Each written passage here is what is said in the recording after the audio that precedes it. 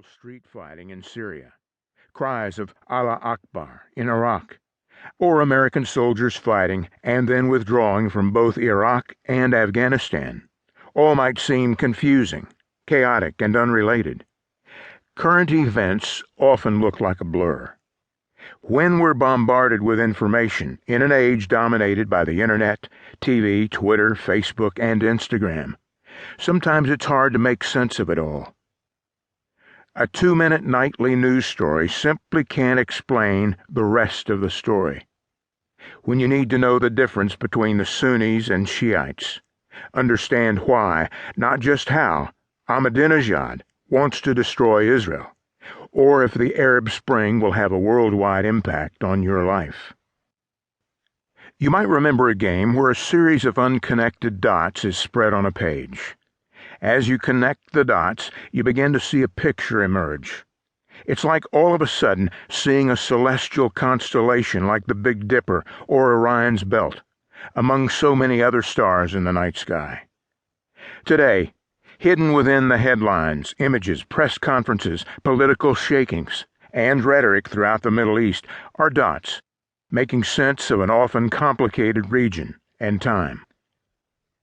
When an Iranian president thunders a murderous threat, or an obscure Turkish drunkard gets a dream in Mecca, or a Jewish couple from Brooklyn lands at Tel Aviv's Ben Gurion airport, these dots might seem disconnected, but they aren't. Those biblical, geopolitical, religious, spiritual, natural, and even supernatural dots are connecting in a profound and historic fashion. That's the purpose behind Dateline Jerusalem, to connect the dots and provide a grid of understanding for our times. We live in a world now where we cannot afford to be ill-informed. What happens in the strategic Middle East, Israel, and Jerusalem is critical and matters to you. Many of these dots point back to Jerusalem. In a very real sense, the world is shifting its attention to this ancient city like it once turned to Rome.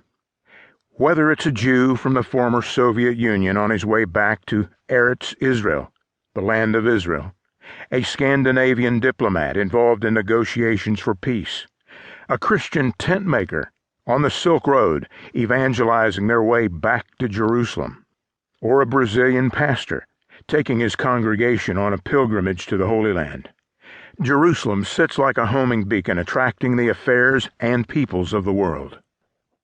Today, the Middle East surrounding Jerusalem is undergoing historic changes. These explosive convulsions rival other historical epics like World Wars I and II or the fall of the Soviet Union. These convulsions can be seen rippling around the world. Dateline Jerusalem chronicles many of these changes. Some of them, I'm sure, you've heard of or read about in the news. Others are under the world's radar, but no less significant. One change, though, that's been quite noticeable to the world is the ascendance of classical Islam throughout the Middle East. The so-called Arab Spring, with its tantalizing scent of democracy, instead is turning into an Islamic winter with the smell of Sharia law. Many Muslims throughout the region, from Istanbul to Cairo, now hunger and thirst for the restoration of what they call the Caliphate. The Caliphate means a government ruled by a caliph or successor to Muhammad, using Sharia or Islamic law as their guide.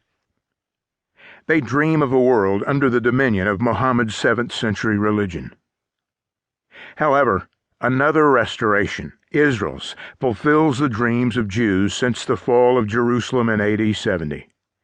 Many see Israel's founding in 1948 as a modern-day miracle and the answer to the prayers of both Jews and Christians for centuries.